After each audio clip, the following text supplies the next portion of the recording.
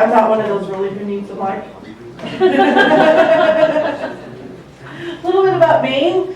I am from Carbondale, the obviously more prettier end of the state. We actually have trees. I'm a support rocketeer for WP Rocket, the caching plugin. I do own my own maintenance and security company called the Core.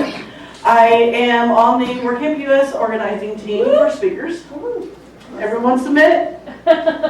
I also am one of the main people behind WP Kids, where we're working on getting a solid ground for all WordCamps to be able to do kids camps. Oh, cool. Lead organizer for the Southern Illinois WordPress meetup, which is like the Carbondale, Belleville, everything from 64 down. Because in a way that's kind of considered all one county nowadays. And then I'm also a teacher, a mom, and a photographer. When I have time on the last one. What is great customer service? I live in an area where it's at least 2 hours away from your big airplanes. So I have this little guy that I get to fly on to anytime I want to, not have to drive up to St. Louis. But Cape Air has some of the best customer service because I live about 10 minutes away from the airport, and I can be, the ticket will say wheels up at like 5 till 6. I can walk in that place at 5:40 in the morning. Go, I need my ticket, here's my bag, bye, I'm gone. Because they're that good at working people through. And that's even going through the whole TSA line. But any company can build a phenomenal product, sell it to 1 million people, but if they do not have good customer service, within a few years, that company is going to tank because they cannot maintain the products. Because how many here have, I hate to use them as the example, but how many here has had to call their internet provider already this year? And their customer service makes you want to hang up the phone, walk to the nearest wall and be like, "Hoochie!" And unfortunately, it is the utility company's customer service that puts a lot of the gray and white in our hairs, or makes us pull it out. And what does it take for a company to build great customer service? What are the things that actually the business needs to do to be able to provide that service? Well, this picture here is not really a customer service picture. This was WordCamp Miami 2015. There's a small restaurant chain down there, about 5 restaurants, called Las Vegas. It's a Cuban restaurant. First time I went there was this one, and I'm like, Las Vegas Cuban, how does that doesn't work? And it was a big crowd who went there, and that was 2015. I've been back to WordCamp Miami 2016, 2017. Every year we go to this restaurant. 1, the food is amazing, but 2 is the service we get. Our drinks would never get down past half. Anytime we had any questions, they were right there to help because a lot of they have the Cuban names of the foods, and so we're like, what's in it? A friend of ours is allergic to mushroom. Is there mushrooms in this? And they're always so accommodating. This year, I'll meet friends in Sarasota, and then we drive down to Miami. As soon as we drove into Miami, we went to the airport, dropped off our bags, and went to Las Vegas. Because it's gotten to be that big of a tradition because of the customer service. And then, first thing you need to do as a company for customer service is set your standards. The first one is, as the owner or manager, you need to set these guidelines of what you want your support people to do to obtain great experiences. And that first falls in training. Because if you don't have your people trained right, both knowledgeable and with the heart of the company, where they have that love for the products, you're not going to end up with great experiences. And have your standards written down and accessible anywhere, anytime. Best thing when you have a new hire is you say, here is our expectations from you. And those expectations aren't just, we want you to answer 50 tickets a week, or we want you to have a 75% rating on this or that, or be able to close this much. It's most of, we want you to believe in our beliefs. We want you to want to have good engagement. We want you to be healthy, both mind and physical. And if you're not happy mind and physical, come to us. One of the most prestigious hotels in the world is Ritz-Carlton. They have some of the best customer service ever. Because with their hotel, you could be, a customer support person, a child care worker, or CEO of a company. And you can walk into that hotel feeling like you're a millionaire because of how they treat you. And it goes back to their core standards of how they teach it.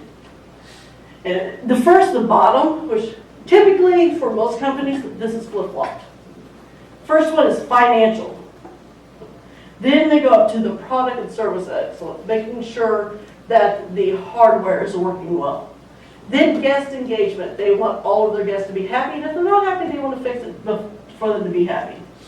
Employee engagement. They want their employees to act like a well-oiled machine. And then there's the mystique, which is the exceptional memories, the strengthened scenography, and embrace the community footprints. And they feel that it needs to go this way to provide the best service. Because if you have the financial, the money is the first thing they want, it's going to show in your customer service. Okay. And here's their consideration. When they decide they want to change anything, they ask all these questions. Is it a part of a systematic approach for achieving the key success factors? Does it drive employees' empowerment and innovation? If we make these changes, or like 60% of the employees are going to go, oh, I don't want to do this. Because how many times, even as like upper management, you've seen changes and you're like, okay, I'll do it. And embracing the product. And then based on research, is this the best way to do it, or should we see about doing it better? And is it transferable to the culture of the company? You see sometimes new execs come in and be like, oh, we want to do this, but it has nothing to do with the core values of the company.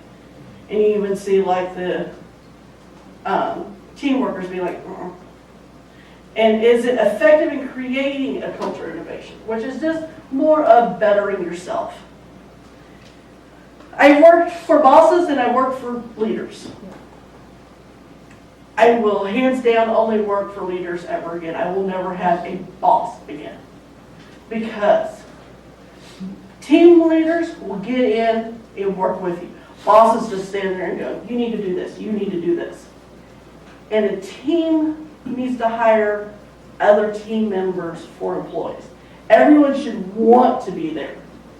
And for hiring, you should take the time in finding the best person. Because just because they look good on paper, like they've graduated from Yale and they had a 4.0 average and they were in everything known to man that they could for stuff, are they going to make a good employee? Are they going to sit there with the other team members and work cohesively? And you can always teach skills, but you cannot teach inspiration and dedication. Before working here, I was a preschool teacher for 12 years. And I had the two types of teachers and assistants in my room. The ones that really loved the kids and made the room fun, the ones that were there for a paycheck, and then children suffer. Then also for the applicants, if you're in with the hiring, have the applicants to talk to the CEO, the middle management, and the last new hire. So they know exactly what they're getting into before you even give them an offer. So they know exactly what the job entitles, what they're going to be doing, and what the cultural fit is. Training time. This is a good one in the WordPress world, but please do not train by fire. Give time for them to learn not only the technical aspects of the company, but the personal ones too. Like for customer service, there's some companies that want to start out their tickets, because most companies in WordPress use Help Scout, as thank you for contacting blah, blah, blah support. And there are some that say, we want to say, hi, I'm Michelle from WP Rocket Support.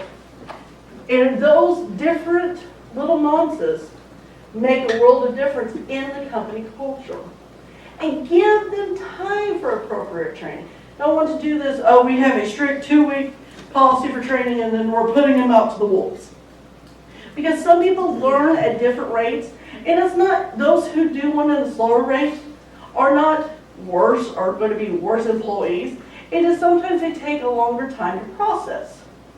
Like for me, with getting into WordPress, when I did, I understood how like things work and stuff like that. But when it came to local environments, it took me a while to wrap my brain around that one. But when it came to like CSS and the coding part of it, I could do it easy. And make sure the trainers who are training the new applicants know the job the applicant's going to do. And that they could, at any minute, say, we need you to do this job, and those trainers can go in and do that job. Because how do you expect the new hires to do that job if the ones training them don't? And for employers and managers, happy team members go above their minimum standards. Because if they're only there for a paycheck, they're just going to do the baseline, what they can do to get by with. Respect goes both ways. If you're talking to, when you're talking to the boss and you call him a jerk, they'll probably fire you. But when the jerk, when the boss calls the employee a jerk, that employee's not going to want to do their job. Yeah. They're going to do the bare minimum. And engage in the departments where you see, trying to think, there is Disney, is where I heard it. Disney, the management themselves, and Walt Disney himself would do this when he was walking the grounds. They saw a piece of trash on the ground, they picked it up. And if you work for Disney, even if you're in the web development, I've heard, if you notice trash and don't pick it up, you could be in trouble. And you're not even working in the park.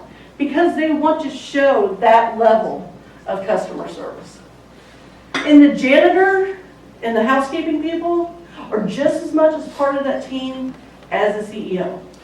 Because of the fact that company is ran by the CEO, he keeps everyone together. But if that janitor was not a part of that team, did not feel a part of that team, what happens if your trash can gets overflowed? What happens if the toilet stops up? You cannot do your job effectively. You depend on that janitor just as well as the CEO depends on you. And sometimes you have to roll up your sleeves and join the team to be a success. I've seen many customer support managers, many CEOs, COOs, CFOs jump in and help answer tickets.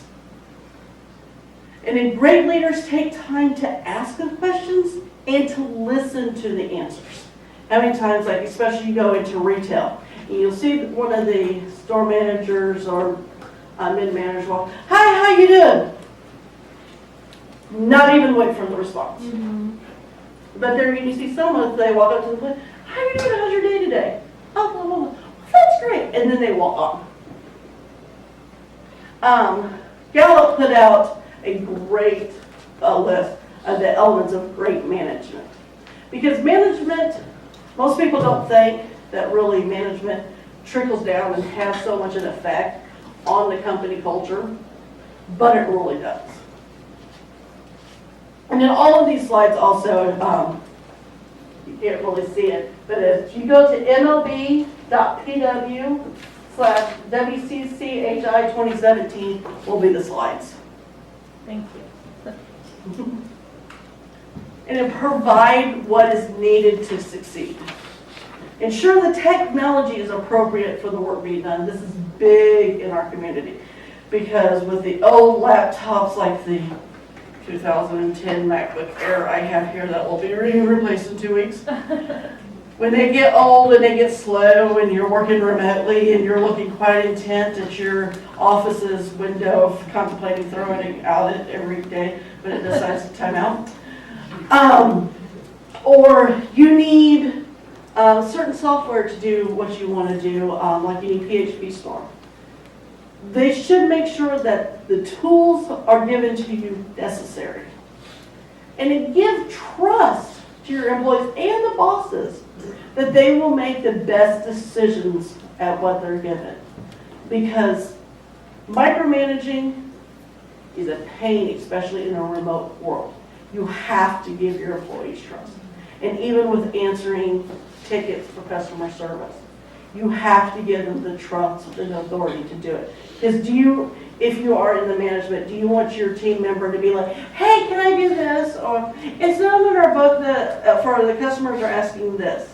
And you get bing, bing, bing, bing, bing, bing, bing, bing, bing, bing, bing of the asking questions. We want to give the trust that they can answer themselves. And if it is wrong, you can come back and work collaboratively to get it. And always look to improve. As a youth, I was a 4-H member, and now as an adult for my daughter, I'm a 4-H leader. Their motto is to make the best better. Because we always should strive for better. And this is 6 steps to quality improvement. You need to, for anything, identify the problem, analyze it, look at it, and see what the real issues are.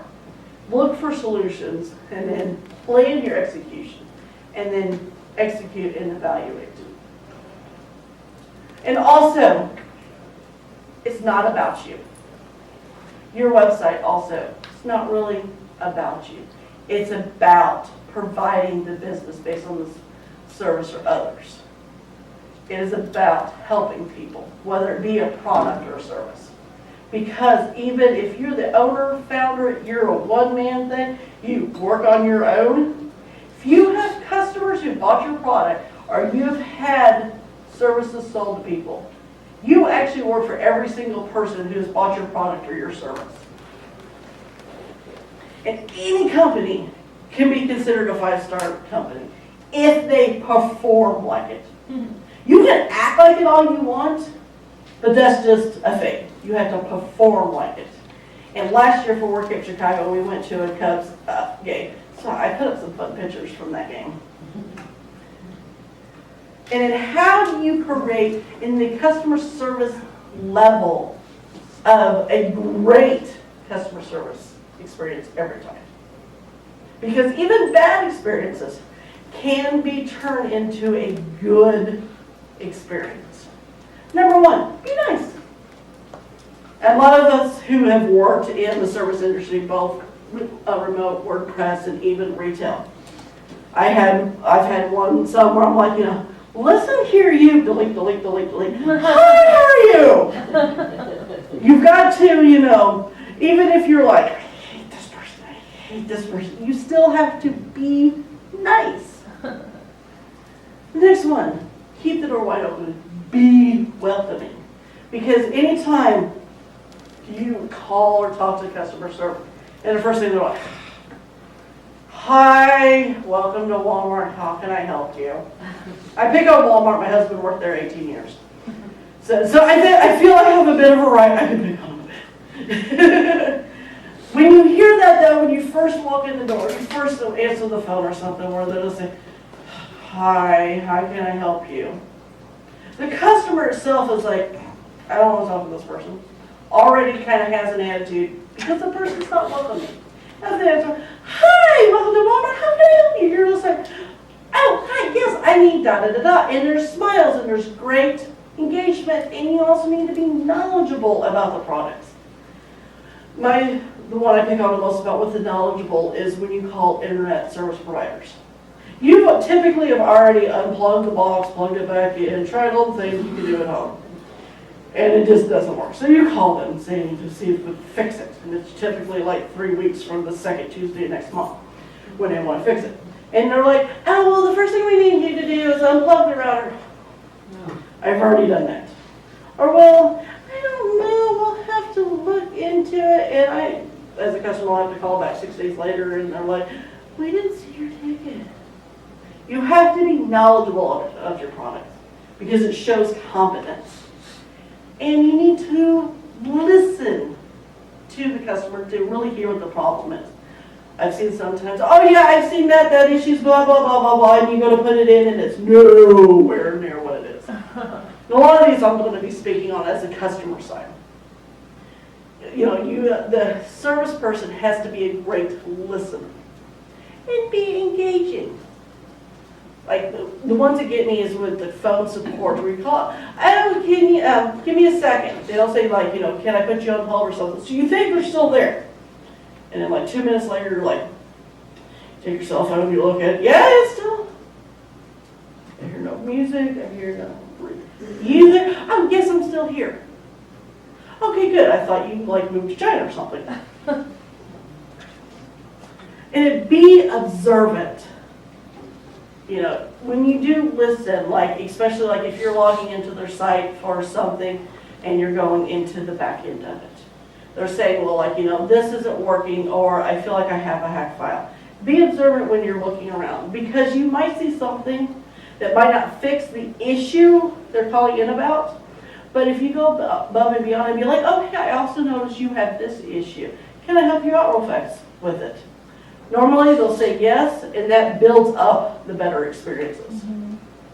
And then be anticipating when you know the needs and wants, because when you're doing especially product support, there's a good like number of things that it's always going to be da da da da da da da. And there's a lot of them that, you know, they call it for this issue, you know they probably have this and this issue going on as well. And you can anticipate of the, oh, well, we fix it this way, but I want to let you know, if you notice once you do that, you'll need to fix this and this and this. So they don't have to keep writing in and calling you. This is another one, especially in our world. Be humble. How many times as a customer do you call into some place and you get the arrogant, know-it-all hotshot who thinks they know everything and they don't really know that the grass is green? But if you're humble about it, when yes, you know the answers and stuff like that, and they're like, well, I think it might be da-da-da-da.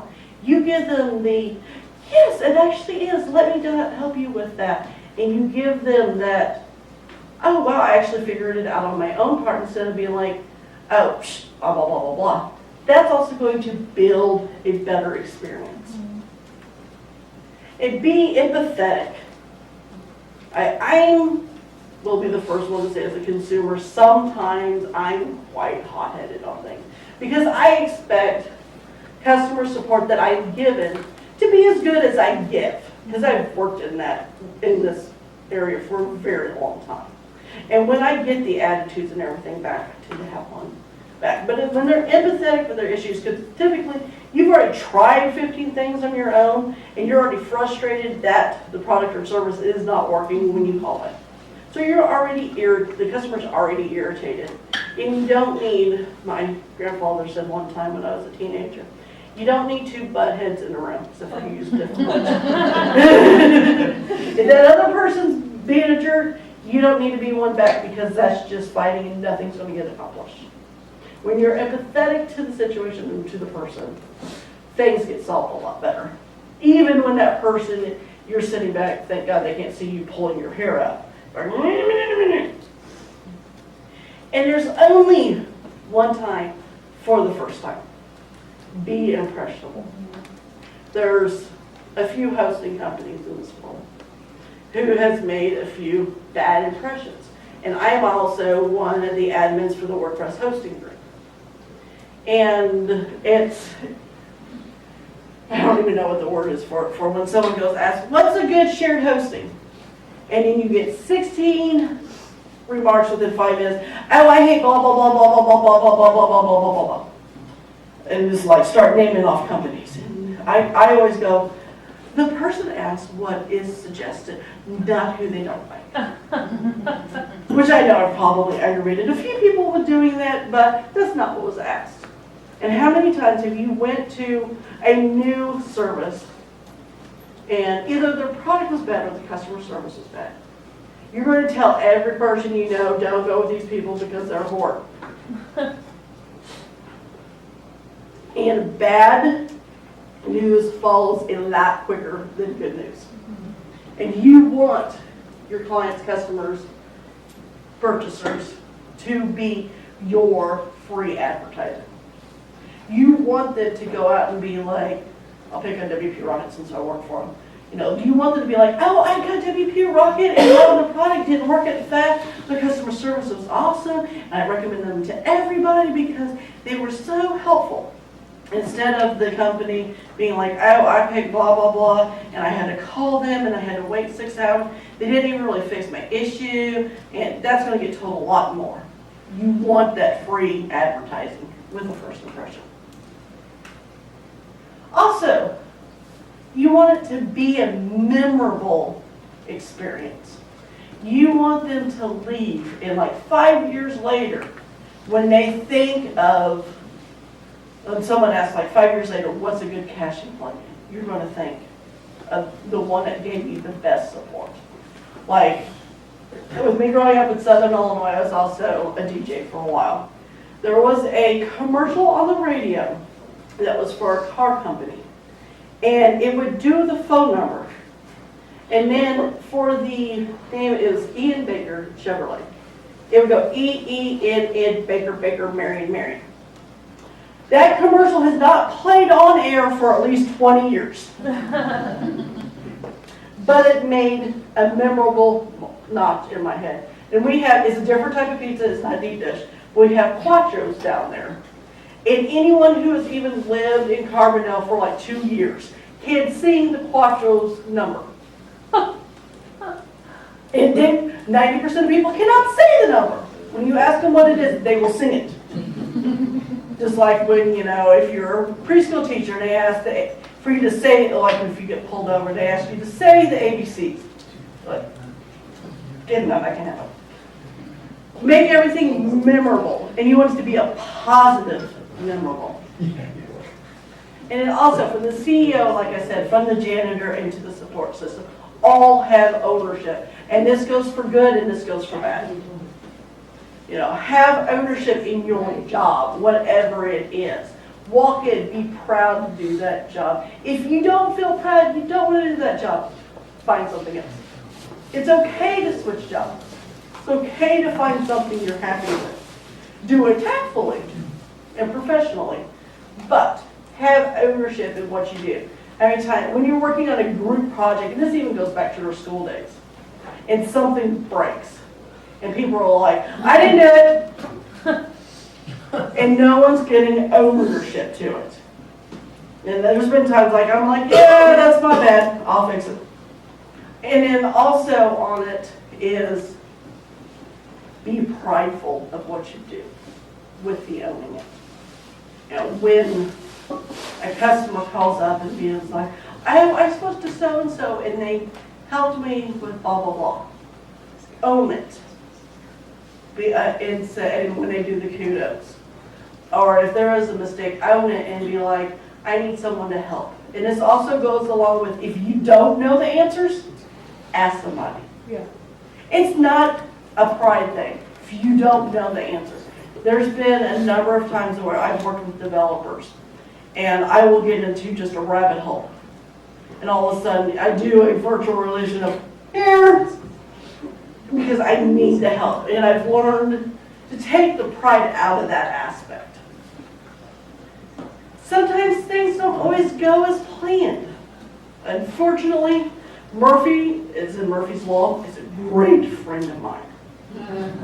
I'm surprised I got married November 19th. I'm surprised there was not like this much snow on the ground. Just because that's my love. And when things bad happen, which they will do, be accommodating to it. Whether it's your fault or even the customer's fault. You know, don't be like, oh, you broke blah, blah, blah. I can't, you know, your site's broken because you went to change this. That's also going back to the be kind. Be like, oh, I'm sorry, I see that you're having issues. Let me help you. Or, I'm sorry, I did this, but I'm going to talk to our lead developer to help you fix this. Always be accommodating, because even if it's a bad experience, you broke something, the product doesn't work for this person, something like that. If you're accommodating to them, that can turn around and be a positive experience. Yeah. Because even like if you're staying at the Ritz-Carlton, there's sometimes things break. And it's all right to fire a client. I've seen so many times, you know, I only have 7 clients, but this person is driving me crazy. Well, that one client out of 7 that's driving you crazy is putting issues for your other 6 clients. I used to work for an agency, and we had a client.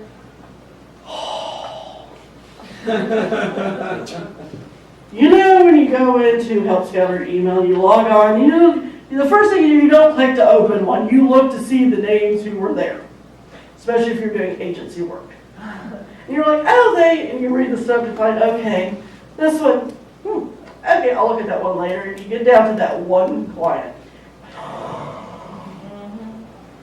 And then you don't even need it though, but you have to like stand up and just walk away from your desk. Like, I don't want to deal with this person, I don't want to deal with this person. And you just kind of stand there off to the side of the room and you look at your computer like, I hate this person. And even like, you're not even opened the ticket yet. You've just seen their name and you already have this, like, I want to kill somebody feeling. And then you look at it. And this person is just as snotty as you feel they are. My site's been down, and you logged on at 8 a.m. My site's been down for 45 minutes and I've not gotten an email from you. I just woke up. Can you give me a moment? I haven't even had coffee yet. And then you write back, oh, sorry, I'm going to look into it right now. So you go into it, and all of a sudden, 5 minutes later, you get an email back. Why isn't it fixed yet? Well, sometimes the server's slow for even just logging into your site. Give me a minute. And you're like, I'm looking into it. Just give me a few moments. 5 minutes later, is it fixed yet? And you're sitting back now thinking, this person would give me the time to look at it without sending tickets. Maybe I might have it fixed. And then 2 weeks go by later, and you see her name or his name again. My code, I'm working on a new plugin, and there's one issue with this, and I need you to fix it. Okay. You get digging around, you see that there's this issue with this one thing. And you get digging into it, and you get looking at the code and looking at some of the backups on the sites and stuff like that, and you realize something. That this product they're saying is broken and that we should fix is actually a half-done plugin done by a third-party developer you know nothing about in your agency. So you start playing dumb and asking questions and being like, well, when did you notice this was broken? It's been broken for about 2 weeks now. Okay, you start asking more questions. Well, where did you find it out? I would like to look more into the developer. And then all of a sudden the email comes through. I hired that developer to build this plugin to do this function, but they quit halfway through.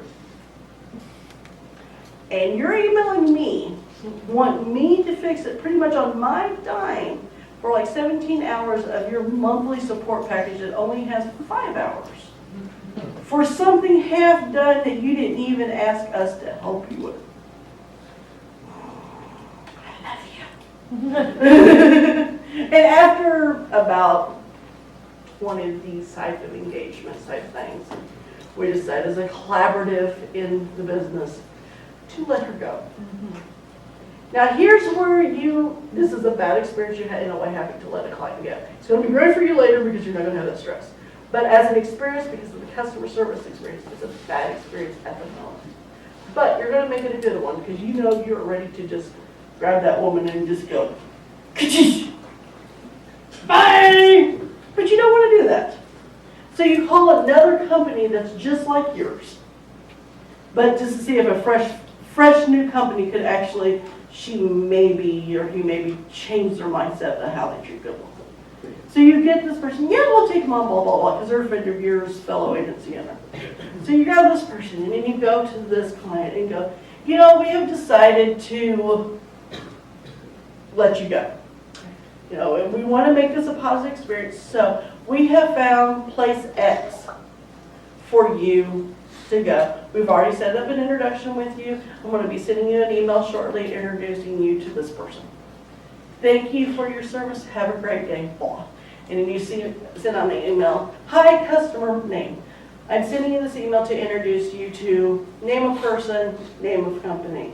I hope you do wonderful things together. Have a great day, your agency. Now that person would have been like, oh, they fired me, blah, blah, blah, don't ever use them because they suck, da, da, da, da, da, is what they would end up saying, had we not done that. But since we've done that, they're probably thinking, they probably didn't have the right services to fix me, so they found someone who can. Whether that be the case or not, but it still provides a good customer service. Because you don't really want to send out that email, we're firing you because you're a pain in my tush. No matter how much you want to do it, and how many times you've wrote that out and you go delete, delete, delete, delete. A couple. Now, some of the information here has been because of the book, The Gold Standard 5 Leadership Principles for Creating a Legendary Customer Experience. This is a book about the Ritz-Carlton Hotel Company. And it goes into more of the ownership and cohesiveness and more, it's in a way an open view of running businesses and running customer support. And as I said before, these slides are up on mlb.pw/WCCHI 2017 for if you want to get this link better or have any questions on the other things. But, questions? Yes, ma'am. So I feel this is a pretty common experience. If you have an e-commerce site and two scenarios where one customer you know is a scammer, how do you handle that? And then one customer that you think might be a scammer, how do you handle that? Are you wanting to purchase products and they just leave them in the cart and leave, or they're just trying to buy something and then pretend they don't want it but continue using it? And then ask for refunds or something like that? For like mostly like plugins type things. No, we sell like a physical product. Physical products, I would do the same return rates as like Amazon and Best Buy online stuff do, where you have to send the product back, and if it shows unused, okay. If it shows any use, sorry, or if it's not defective, just pretty much like you would do taking something back to Walmart.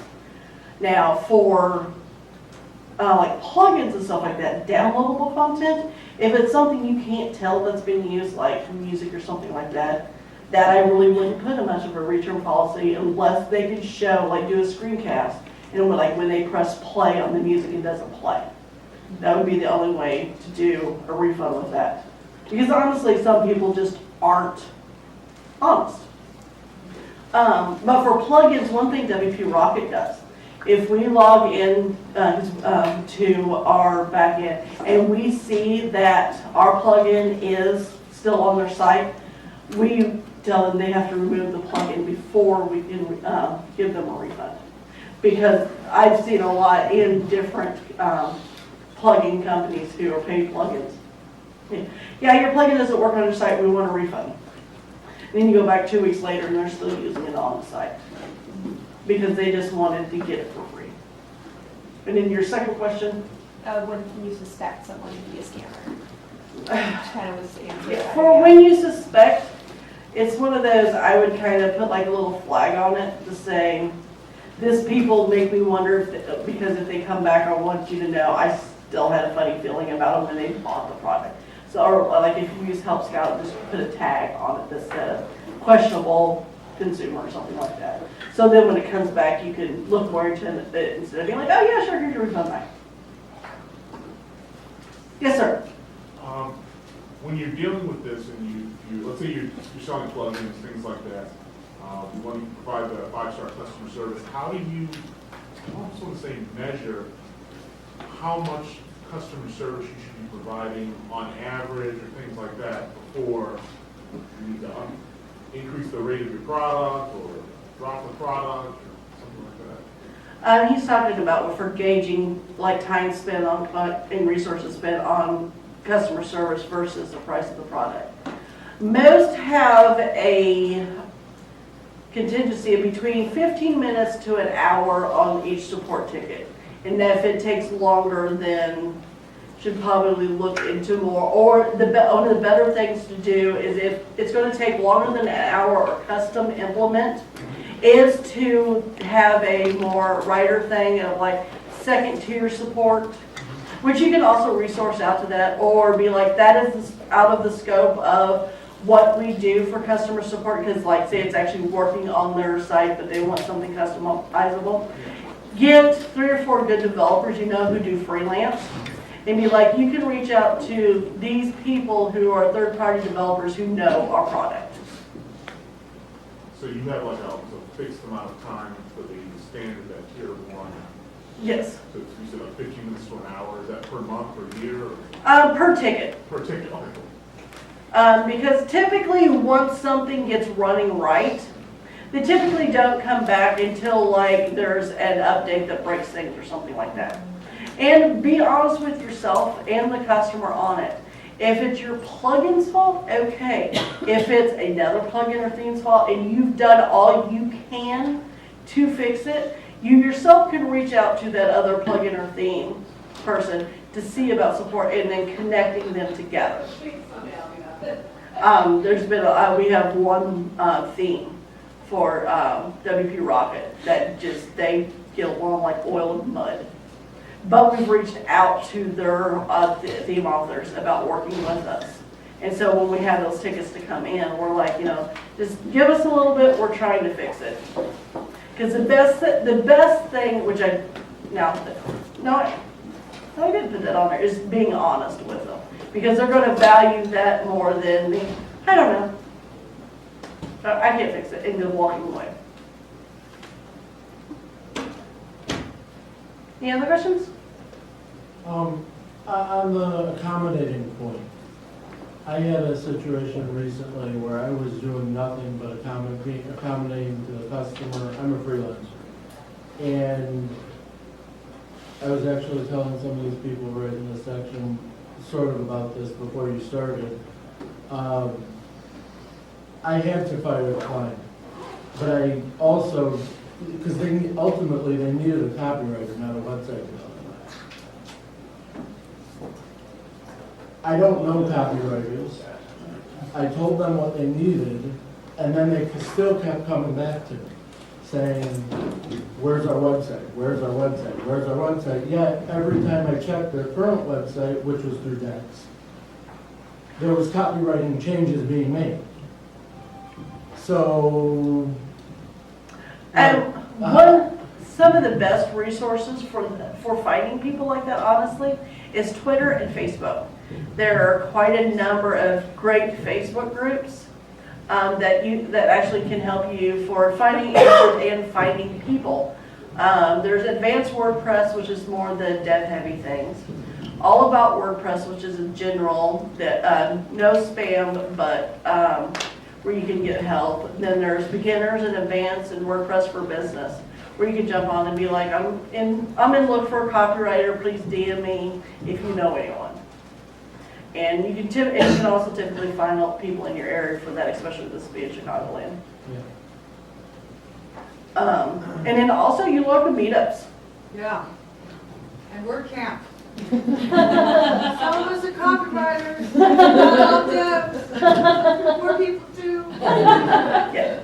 Actually, there's one in the community here. Andy is a copywriter. Yeah, no, I talked to Andy yesterday. Mm-hmm.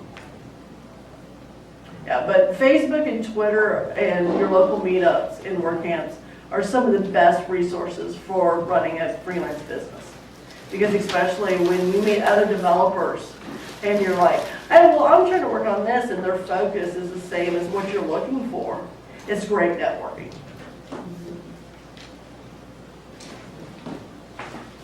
Any other questions? Well, thank you, everyone.